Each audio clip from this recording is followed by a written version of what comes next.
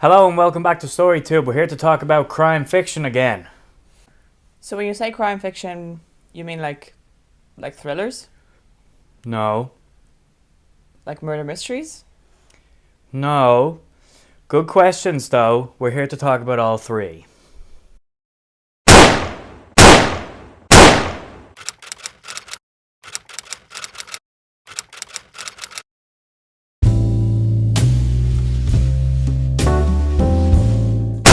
Crime, thriller, and mystery are terms that get used interchangeably quite a lot. On the internet, in casual conversation, I know we've probably been guilty of it as well. Oh, yeah. And even like in bookshops, you will often find a crime section as a bit of a catch-all, all-encompassing, including all three of these. And they're not very easily or strictly definable terms. They can both be genre and subgenre, but they are different from each other. So we wanted to break that down a little bit. Yeah, I've always been a big believer that crime fiction is a completely different genre to thrillers. Even though, I guess, casually people might say, oh, is that a thriller? And most of the time it's like, yeah, sure, yeah, go on.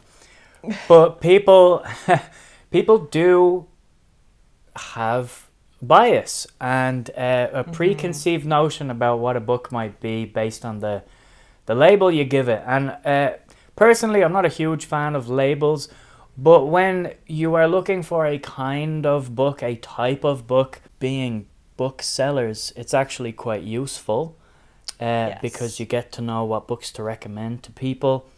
But this all got me thinking again. We made a video about a year ago talking about the subgenres of crime fiction, where we talked about thrillers and sort of subgenres of the thriller genre. And it was, I guess we weren't properly defining each thing. We did a little bit of research about the main three umbrella terms that we're going to talk about: crime fiction, thrillers, and mysteries. We have sort of broad, generalized definitions of each that we'll share. And then we'll kind of redo that video that we made over a year ago, talking about the subgenres and maybe some recommendations in each of those subgenres that we like. And this video hopefully will be a nice introductory resource for somebody wanting to dip their toes into crime fiction or thrillers or mysteries or a blend of the three or some of the subgenres within. And we'll do descriptions of some of the types of books and kinds of books and, you know, literary techniques and devices of each subgenre, or, you know, what's the focus, so that you get an idea of what it is you're looking for. If you want an airport thriller, we'll give you an airport thriller. If you want a heady psychological crime book, we'll give you that too. All of that stuff, we're not claiming to be authority figures, but we absolutely are. We have degrees. Anyway. Before we get into it, also another purpose of this video is to show how broad these genres are.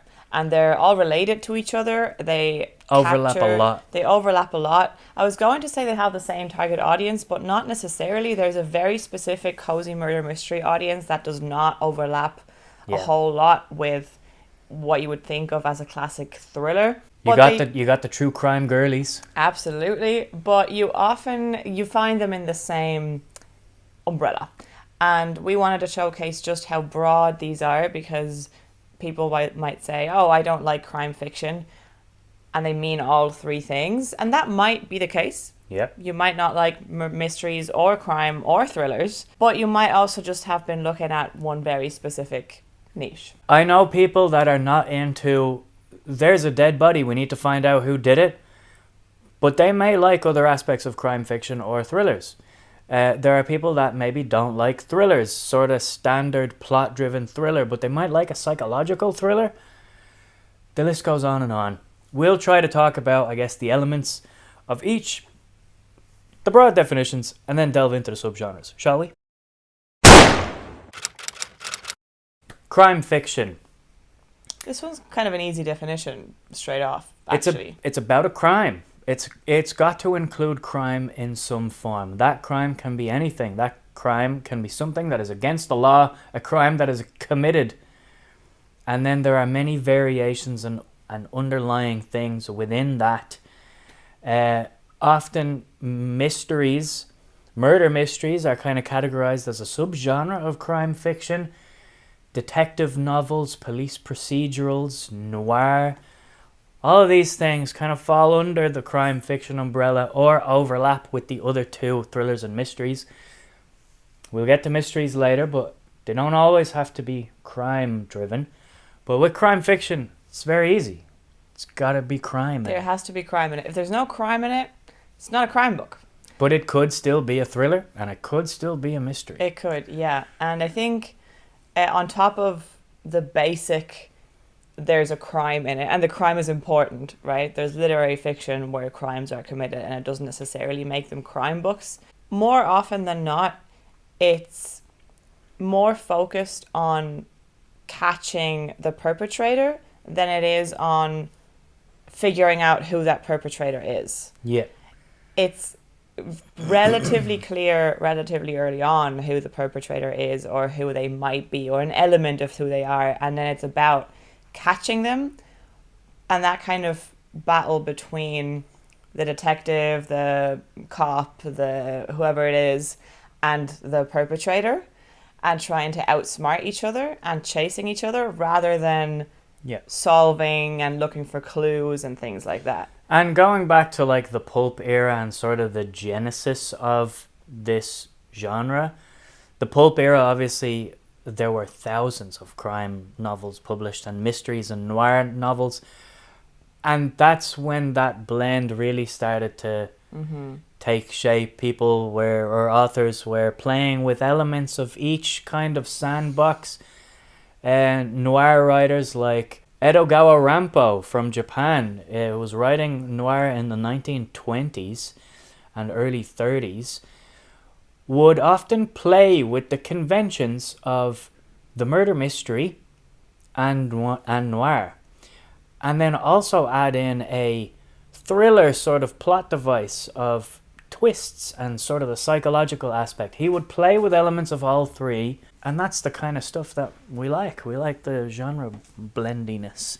Yeah. And I think that's where people's sort of ideas of they're all the same actually kind of come from. I actually think that out of the three, like we said, all of them can be genre and subgenre. I think crime is the one that is the most likely to be genre rather than subgenre. Yeah. Because if the main plot revolves around a crime, then that is the genre of the book. Yeah. Whereas mystery and thriller, will get into it, but it's a little bit different, like how they're defined exactly, especially thriller. So they're more likely to be subgenre than crime, I think.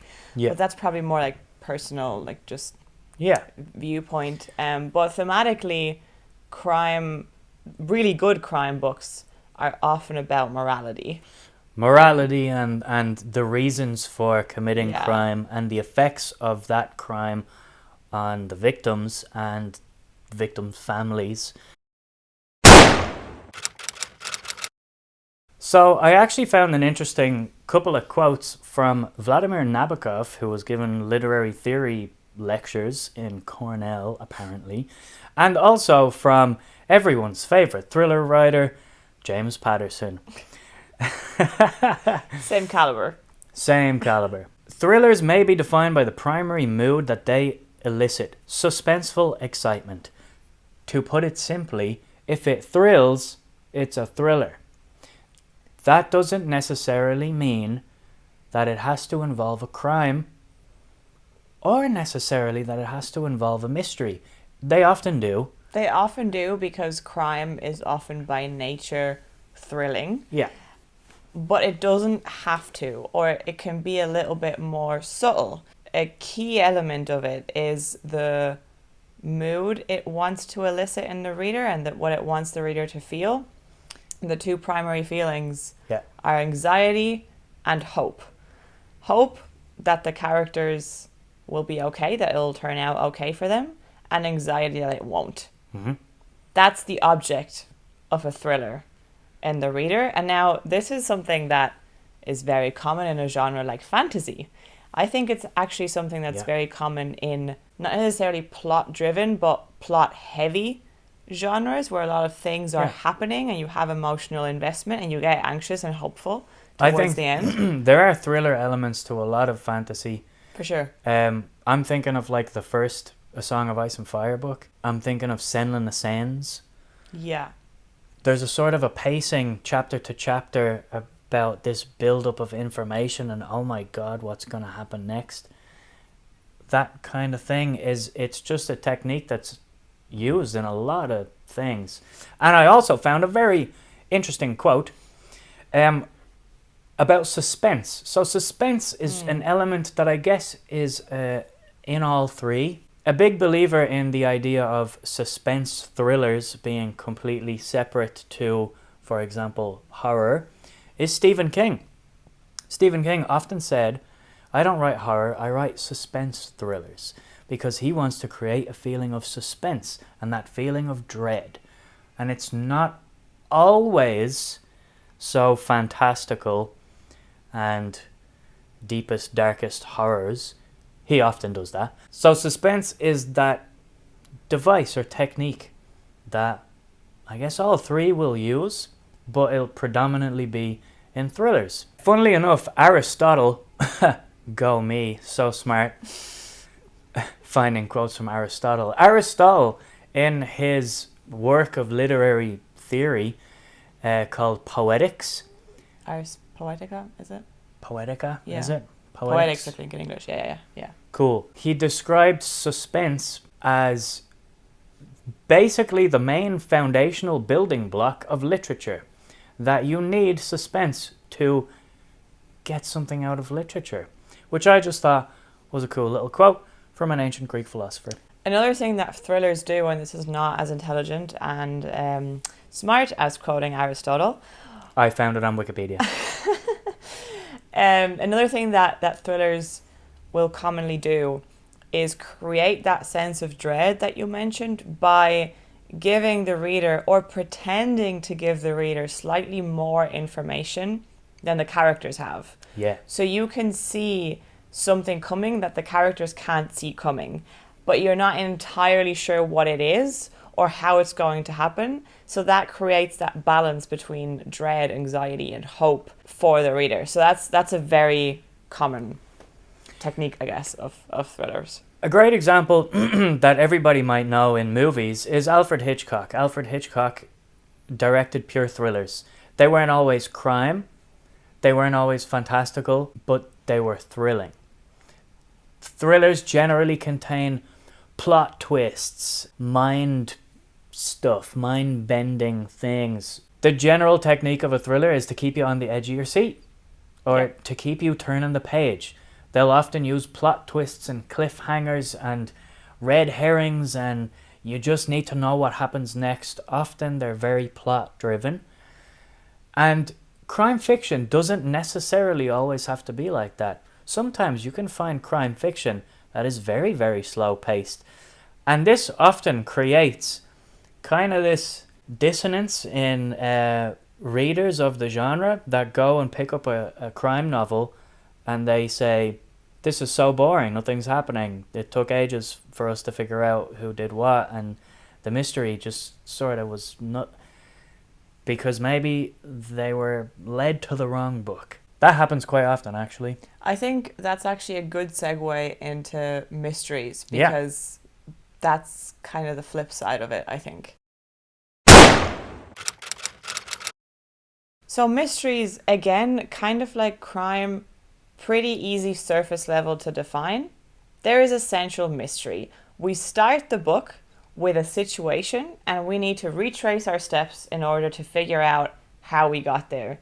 And often that situation will involve a crime. If you are instantly thinking murder mystery, somebody is dead and we need to figure out, piece the puzzle pieces together. Who done it? And figure out who done it. But it doesn't have to be a murder. It doesn't have to be a crime. It can just be something unusual. For example, well, actually, this is a potential crime, but a Game of Thrones starts with a mystery. For sure. So this is a subgenre. Very, very frequently, you just have elements of mysteries. But because of the nature of it, you then have a detective. It can also be a private person. Often it'll be a detective, whether they work for the police or they're like a PI or whatever it is, that is piecing things together. So they're slowly and methodically collecting clues in order to figure out what happened. The perpetrator might be accidental, it might be purposeful, but they're characterized by being deceitful.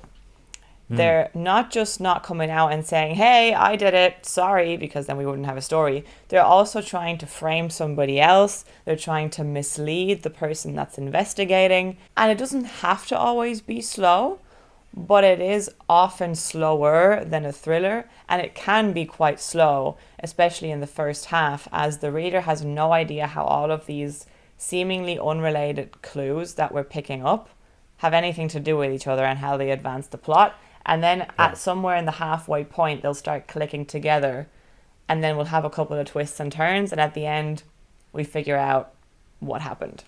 There is just often so much overlap that you can find a mystery novel that feels like it's a thriller, feels like it's a crime fiction book, but I think it's more about where the focus is lying. If it's Agatha Christie, and it's all about deducing, and it's the clues, and it's, who done it? It's a mystery novel. That's a murder mystery. Yeah. I think a common device used in all three, sometimes more so in thrillers, is unreliable narration. You can have unreliable narrators in basically any form of fiction. It's quite common in crime and thrillers and mysteries because it just adds more intrigue. I think I find they're more used in thrillers because it adds to that shock. It adds to the sense of the twist coming and, that's an unreliable narrator. But that doesn't mean that it's pigeonholed into that one thing. Like all of these definitions, they're not super strict. There is overlap, but there is a difference between all three. Subgenres. We wanted to give you a couple of example subgenres. Some are official subgenres. Some are kind of categories we've come up with ourselves, just based on observing what kind of trends there are in this corner of fiction, or observing our own taste. Our own taste as well. It's not an exhaustive list because we would sit here until tomorrow morning talking about it. I don't think that's possible because subgenres pop up all the time. I learn about new things every time I open Goodreads. Yeah. So don't expect an exhaustive list, and don't yell at us, please, if there's something that's not included. But here are some subgenres of crime, mystery, and thrillers that we think are relevant. I think my favourite subgenre of crime fiction is atmospheric crime. And it's not really an official subgenre, it's a subgenre that I created in my head. I think it's so spot on, though. It's a huge... It's absolutely... It's a huge part of crime. It's a huge part of crime. It's a huge part of the trend in publishing in the last 10, 15 years. And a big pioneer of this subgenre is one of my favourite writers, Peter May. Like I said in the original video that we made, his trilogy on the Isle of Lewis, the Lewis trilogy, on the Scottish Hebrides, they're very atmospheric. Atmospheric crime is where the location, the scenery, the setting, the mood, the atmosphere are very much a character in the book and in the story, in what it's doing for you, the reader, and how it's informing how the characters behave. Usually these books are quite character focused, if not sometimes quite character driven, where the plot and the crime and the mystery may even take a back seat. I'm thinking also of Tana French, one of my other favourite writers. Her novel The Searcher is basically about small town Ireland, and the mystery is quite unimportant actually, but it is about what that location means for the main character and all the side characters, what it's doing to the characters psychologically, how does it affect the themes of the book, that kind of thing. Atmospheric crime is just the location being just as present as all the characters in the book. The atmosphere created Doesn't have to be dark and oppressive and moody. It can also be quite light. I actually find The Searcher by Tana French to be a fairly light read, but the atmosphere is there. There's a sense of place. Another modern one that I really, really like is Chris Hammer, who is a new discovery to me in the last year or so, who is writing a new kind of subgenre in itself now of outback noir. He writes Australian crime fiction, and his novel Scrublands feels hot and it feels dry. When you read it, you feel like you need a drink of water. And maybe something a little stronger too, but definitely water. And that mood that's created, there's a sweatiness to everything. It's fantastic. The atmospheric crime that you are talking about, it's also generally set in more rural areas. Yeah. So the climate and the landscape and whatever people are going through there is a part of the plot and how the novel feels. But I think it's worth noting in general that crime often has a very specific sense of place, more so than mystery and thrillers. Absolutely, yeah. Because crime and what the crime looks like in a specific place, in a city, is a huge part of what that city is like. It's culturally, yeah. It's a huge part of how people live there and how they behave, how they speak to each other, how they are with their neighbors within certain parts of the city, like how they interact with others. It's a huge part of it and of the landscape of a city. Yeah. So a sense of place is huge in crime fiction. I actually get a lot out of crime fiction when I want to learn about a different place or even be in a different place that isn't my own. I would gravitate towards crime fiction because I'm going to enjoy myself, and I think some of the best crime authors are just very, very good at capturing that sense of place and sense of language that different places have. And often it lends itself as well to exploring like things like class and privilege and disadvantages and just the political landscape of a certain place as well, history of a certain place. So there's a lot of room for that kind of subtext in crime fiction. Yeah, and obviously a very famous sort of subsection of this atmospheric crime is the Nordics, the Scandinavian crime, particularly Joe Nesbo, who wrote the Harry Hole series, Harry Hole. But we'll get back to the Nordics maybe when we talk about thrillers too. Noir. Noir. You gotta say it with a smoky voice, as if you have a cigar and a neat whiskey and a fedora, and you're wearing a pinstripe suit, and it's 1931. You're in New York City. Honestly, this one's also very atmospheric, just in a different way. Not so much in the sense of a specific place as much as it's all about vibes.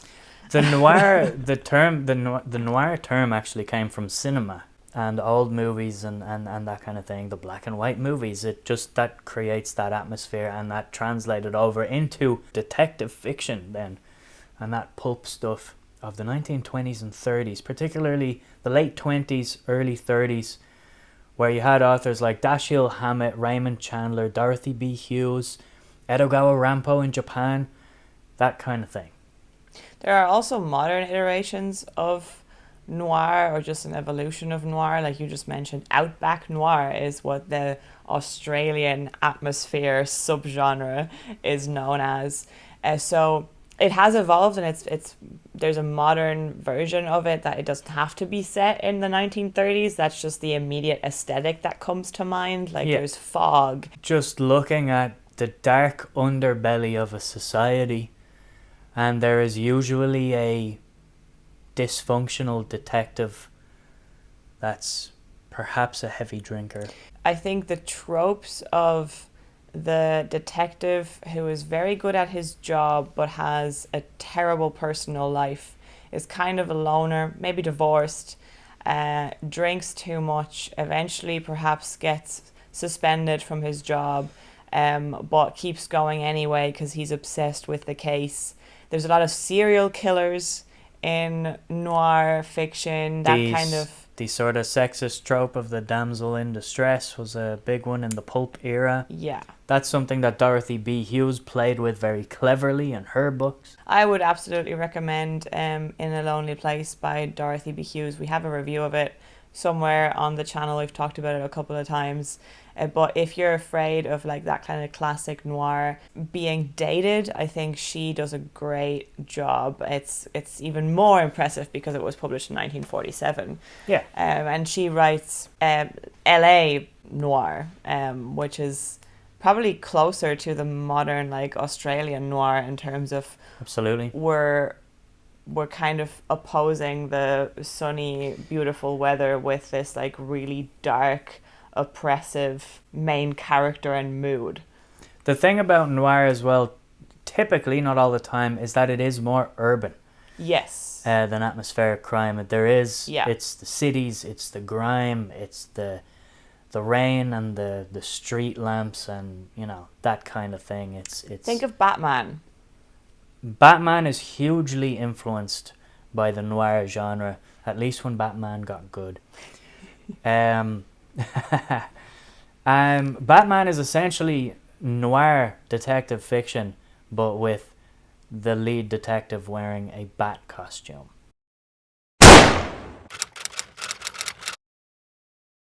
Another one is epic crime. And this can also be epic thrillers. Usually I think epic crime books are crime thrillers. What makes a crime book epic is that the scope is much, much bigger. So we're not just talking about a contained, this one crime was committed and we're either trying to solve it or we're trying to catch the perpetrator or we're trying to prevent it from happening again. It is a much bigger scale. It involves organizations. It can involve governments. It's systemic and institutional. It examines the effects on every level On of society. society. Yeah. And it looks, if it's a really good epic crime, it will look at the individuals and the characters individually and what it means to them, but also what it means to the entire world. On a government level, on yeah. a national level, on an international level, yeah. Yeah. And your main... I mean, the big one that I have to talk about, I'm contractually obliged to mention it, is The Power of the Dog by Don Winslow. So it covers the war on drugs and Mexican drug cartels and everybody who is involved in that, which is a lot of people and a lot of institutions. And it looks at the trickle-down effect of every decision that the government makes, that agencies like the DEA make, how that in turn affects how the cartels run, but also how that trickles down into politics, how that trickles down into individual people and like a heroin epidemic, and how that changes everybody's lives, either directly or indirectly. And that is the definition of an epic crime thriller, which is also very thrilling. And another little recommendation in this area, to give you one that isn't on Winslow, it's one that I actually haven't finished. So I've read a good bit of this book, but I need to finish it. I started it a while ago, over a year ago, and then just got roped into many other things. But it's American Tabloid by James Ellroy, which I was loving this book. American Tabloid is kind of all about America in the 60s and 70s post or pre and post JFK assassination, and looking at the political system around that. Also, James Ellroy's style is just, he's very stylized. Very, very interesting writing style. Takes a little while to get into a rhythm because it's very rhythmic, but it's very cool. Certainly more on the literary end in terms of how he writes the book, but that's just another example of epic crime.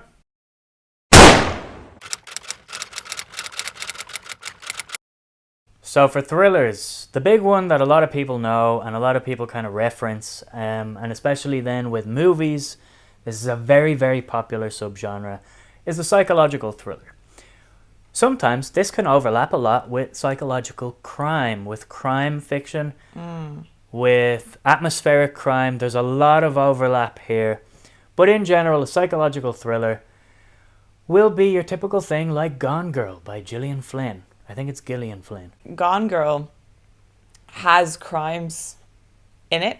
Crimes are being committed, but there's not necessarily a crime that kickstarts the plot, which is what often happens when crime is the main genre or when mystery is a main genre. It's not the focal point. It Yeah. is more about the psychology of the characters involved. Yeah. It's about the plot twists. It's about the reveals. It's about the slow dissemination of tense information and plot, and you're always anxious and on the edge of your seat.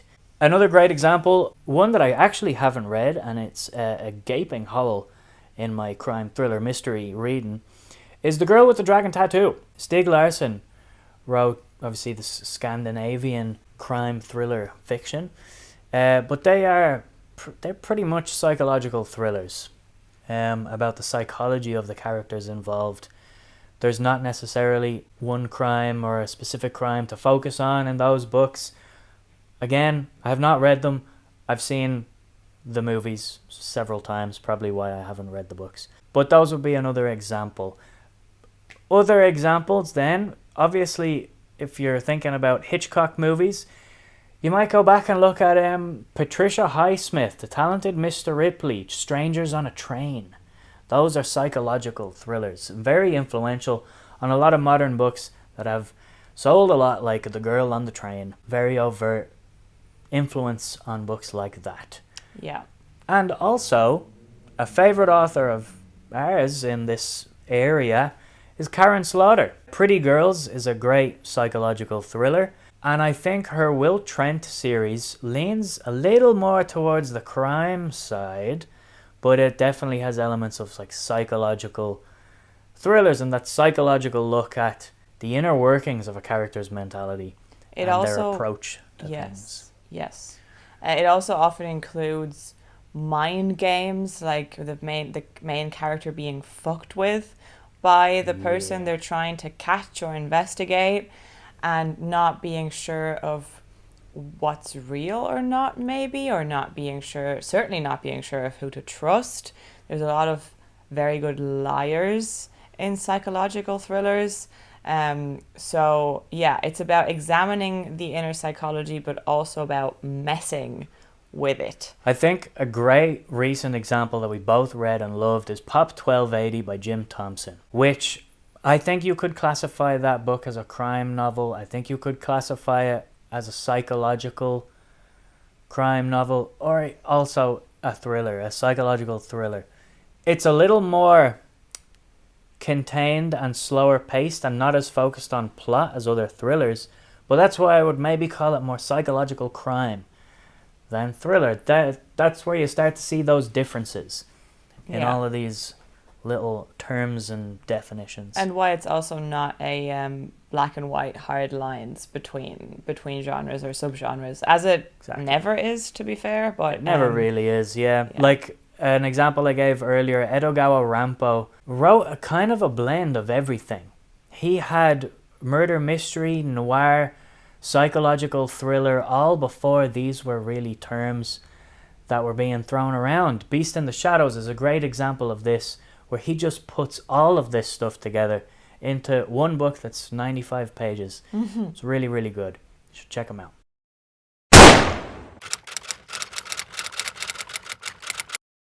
Another huge one, and it might be my favorite subgenre, that is the spy thriller or the political thriller.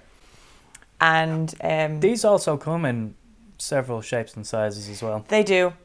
We can further break that down. There's also specific time periods that are very popular for it, that almost become subgenres in themselves. But yeah, spy thrillers I mean, the name kind of says it all. It's about spies. So these often get lumped in with crime. More often than not, there are no crimes being committed technically in a spy thriller, or at least they happen more on a government level rather than just someone doing something against the law and being prosecuted. It's also very under the table. It's very under the table. Yeah. And there's like you said, different shapes and sizes for it, but you know, we have a spy and they have to do something. They're involved in some kind of operation, and depending on what kind of book and what kind of author you're reading, it might be more focused on the nitty gritty, like the minutia and like the how to create a fake identity and how to get somebody into a different country that they're not supposed to be in, and like those little things. Or it might be more focused on the action side of things and make the spy almost into an action hero of sorts. Could almost break that down into like a subgenre of assassin thrillers. Yeah. I really like assassin thrillers. Robert Ludlum is basically the name here. The Bourne Identity, the Bourne trilogy from the late 70s, early 80s. And a modern one that I really like is Vince Flynn, R.I.P., wrote the Mitch Rapp series. It's political thrillers, spy thrillers, but Mitch Rapp is a superhero assassin. Yeah. And they're fun. Yeah. And then the other side of it. So two huge authors are obviously John le Carré, huge influence on the subgenre in general, and a modern one that is very clearly directly influenced by le Carré is Mick Herron. They're both on the slower side of things, showing more of the admin side of being a spy, but also building tension through conversations between people rather than through gunshots all the time. Tend to be a little more realistic and grounded, spy craft focused. Yeah. Whereas the action hero, assassin, spy thriller is a little bit more on the popcorn thriller side of things, of wanting to just get you excited. Doesn't thrilling. Yeah, doesn't hugely matter if that's how it would actually happen. Another huge contemporary author is Terry Hayes. I Am Pilgrim, The Year of the Locust, his only two books, and they're both spy thrillers. Mark Greaney is a very popular one in the last 10-15 years. I have yet to read the Grey Man books, but they've been recommended to me many, many times because I like the Mitch Rapp series. Another one I want to throw in there is actually Munich by Robert Harris. Oh, Robert Harris, great. Yeah, because I think that's an interesting case of, that's definitely a spy book. It's about two spies, two government officials working for the German and British governments right before World War II. There are no crimes being committed in the book. There's also no action scenes at all. And it's more about those two people and that imminent dread. Again, kind of, the reader knows World War II will happen and they're both trying to avoid it, but we know it will happen. So it's a very slow in that regard in terms of action, but I would still call it a thriller because it's still working with those emotions. It's a very good book. It's a very good book. He also overlaps a lot with historical and with legal thrillers. A good example of legal thrillers is John Grisham. Everybody knows John Grisham writes legal thrillers. Michael Connelly also writes legal thrillers with the Lincoln Lawyer series. The Mickey Haller, sort of the companion in the Bosch universe. Bosch series, we might mention it in a moment. Also Scott Turow is his name. Scott Turow, Presumed Innocent. Yeah. Well, actually, I guess we should just segue then into the really long thriller series.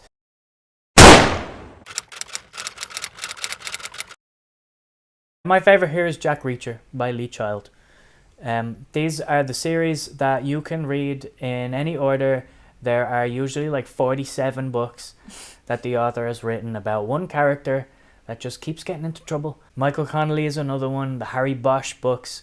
I would maybe say the Bosch books lean more towards crime fiction than thriller. They're a bit noir, modern noir. Reacher, though, is classic long thriller series. Reacher is an ex-military detective now retired, just wanders the US and gets into trouble and has to, I guess, solve mysteries, but also just catch bad guys and beat them up. Yeah. And do so with an entertaining intellect and autistic approach to justice.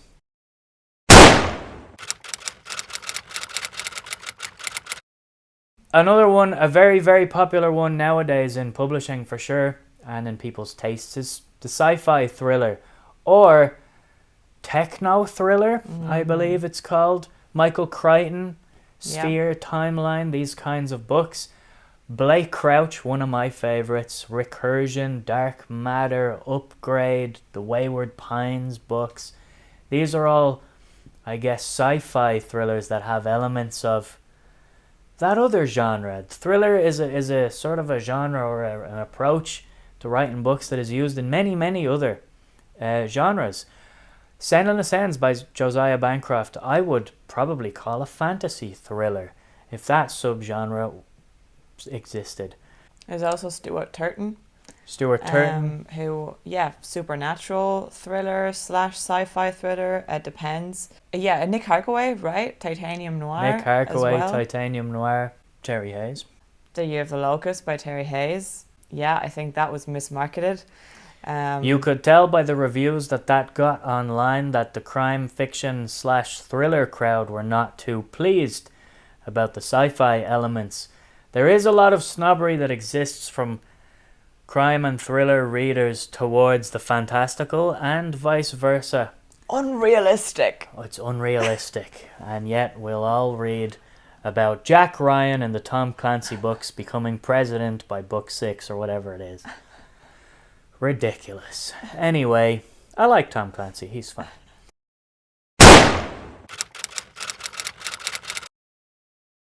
So for mysteries, the big one is obviously the murder mystery. Agatha Christie, Dorothy L. Sayers. There's a murder at the beginning of the book, or right before the book even, and a detective appears and gathers clues and interrogates the suspects and eventually comes to a conclusion. This is a big overlap with the cozy mystery, which is very popular nowadays. Probably one of my least favourite subgenres, if I'm being completely honest. It's not really my cup of tea. Richard Osman being the biggest name in this subgenre now. Absolutely, yeah. The Thursday Murder Club. Also Tom Hindle.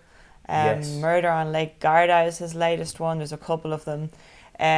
But essentially the cozy mystery is a crime book, because this is a subgenre of crime. Donna Leon, the inspector, the Commissario Brunetti, set in Italy. Donna Leon and Louise Penny are two long-running mystery series rather than thriller, where there's a detective and in each book there's a case, but it focuses a lot on the characters and people, and but not in a dark or like let's pull it apart kind of way, but rather in like their relationships and how they evolve over time, and it's just a little bit more sanitized. And the extreme of this is the cozy mystery specifically, where we're taking away all the grisly elements of the crime and we're kind of just leaving the who did it, and the satisfaction of putting all the clues together and finding the solution. I think Anne Cleves as well would be another very popular one. She sells a lot now. And they usually have a happy ending.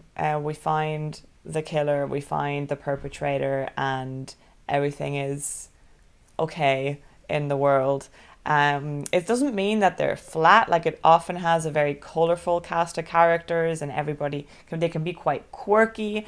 But yeah, I just don't find that it's the subgenre that I gravitate towards that much. But they're very, very popular. I do like Agatha Christie though. If I find one where I really latch on to characters and there are recurring characters in that series, then maybe I would get into it. But the character writing would need to be very, very strong for me to prioritize a series of books like that. Yeah. Or the sense of place as well. Like there's overlap. I like Donna Leon because her sense of place and the Mediterranean vibe set in Italy that she has is just very nice to read. You could even put it in the atmospheric category. But again, there's a lot of overlap here. There's overlap everywhere. Yeah. Anyway. Um, But a common thing that I hear from people is, I don't like murder mystery when I'm recommending a crime fiction novel like Jim Thompson, where I'm like, this is nothing like an Agatha Christie murder mystery. yeah. You know, it just the spectrum is vast. Absolutely. I think with murder mysteries, it's about solving the mystery. That is the forefront of it. Whereas often in crime fiction, yes, the crime is like the motor of the plot, if you will, but it's not necessarily the main takeaway of the book. You might come away from the book and you're thinking about systemic poverty, and you're thinking about the characters in the book, or you're thinking about a certain place, or you're thinking about trauma and the effects on people, and so like that is often, not always obviously, but in really good crime novels often that is more the focus, whereas the crime itself is just the excuse to explore that and the vessel to explore that. In a murder mystery, it's all about solving that mystery. That is what it hinges on. You won't read a murder mystery where the mystery's not resolved. Briefly as well, I just want to talk about, because he's one of my favorites in all of these genres, and that's Dennis Lehane, who kind of straddles everything, really. Dennis Lehane can write just sort of hard-boiled crime fiction with his Kenzie and Gennaro series, sort of modern urban Boston noir. And he can write basically psychological mystery novels, like Mystic River. Or he can write plain thrillers like Shutter Island. He can do no wrong. Small Mercies is the latest Dennis Lehane book that I've read. And honestly, I don't know if I could place it in any of the three categories. I think it's a little bit of everything. I think predominantly it's thriller. But it's a little bit of everything. I would call that predominantly a crime thriller. A crime thriller. There you go. Which is a subgenre, actually. People say crime thriller as a umbrella. catch-all. But I do think that the crime thriller itself is a subgenre. It is, because a book can be crime and not thriller. It can be thriller and not crime, but it can specifically be both. Yeah.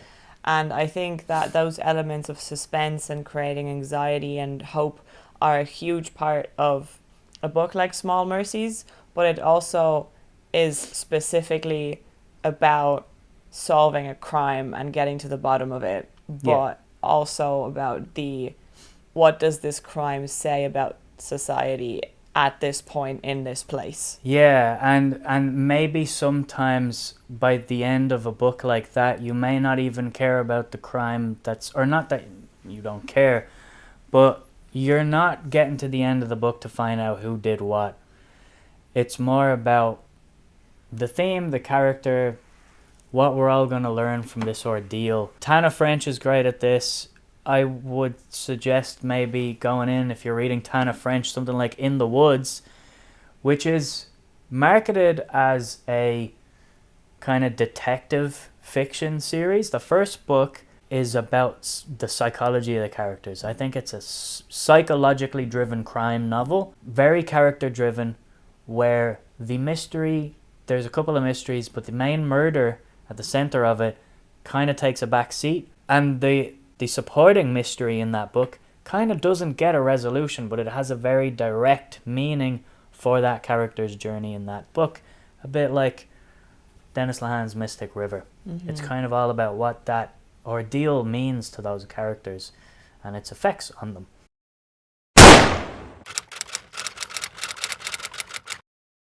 Back to mysteries. The last subgenre we wanted to mention is the historical mysteries.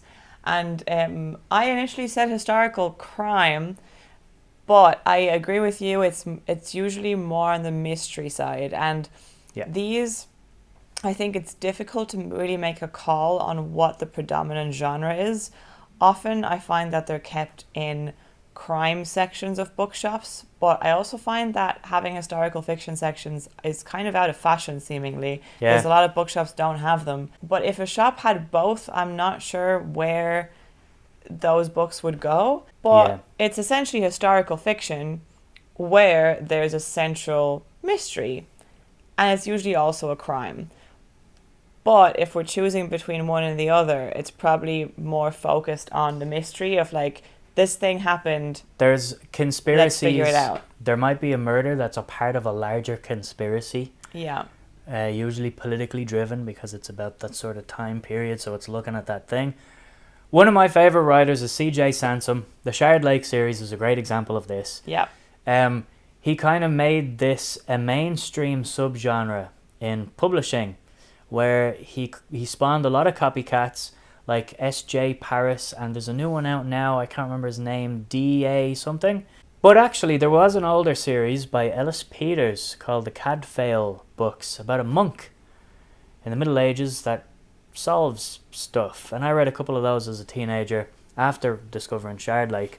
So that there was a bit of influence there on C.J. Sansom, but C.J. Sansom was really the catalyst for this subgenre gaining the popularity that it has.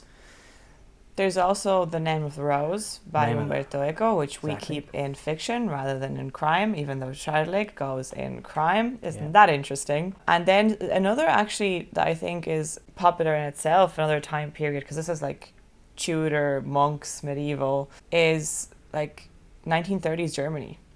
Oh yeah, so Philip Kerr's Bernie Gunther series, 1930s Germany is ripe for a lot of intrigue and mystery and conspiracy. It's all about the setting too. That could well go into atmospheric crime, but it's very much about the time in history, as well as the place. Also, like Robert Harris, again straddling multiple genre conventions. His Cicero trilogy, you could think of them as mysteries, you could think of them as legal thrillers. The book 2, or even the end of book 1, is a courtroom drama set in ancient Rome. Very quickly before we wrap this up, we want to just talk about the mob. Organized crime, a huge element of both crime fiction and true crime. So mob fiction, a great example that I read this year is City on Fire by Don Winslow. A brilliant book. This is also used, fantasy fans will know, Jade City, the Greenbone Saga. This is pure organized crime fiction. That is mob fiction you're all reading, ladies and gentlemen. The Godfather by Mario Puzo is probably the most famous mob book of all time.